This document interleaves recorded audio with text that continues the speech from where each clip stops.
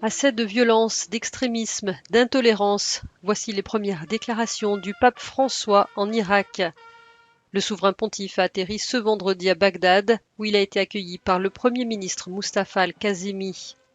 Après 15 mois sans déplacement, le pape se dit content de reprendre son bâton de pèlerin.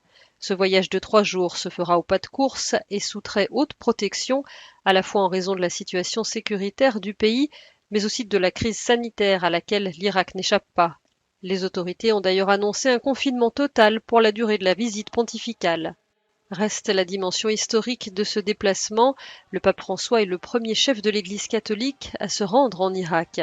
Après un entretien avec les dirigeants politiques, il ira à la rencontre des différentes communautés chrétiennes du pays. Mais parmi les moments fort attendus, il y a aussi ce samedi à Nadjaf la rencontre pour la première fois avec le grand ayatollah Ali Sistani, plus haute autorité chiite d'Irak. Le pape François va parcourir plus de 1400 km par les airs pendant cette visite inédite et au programme très intense.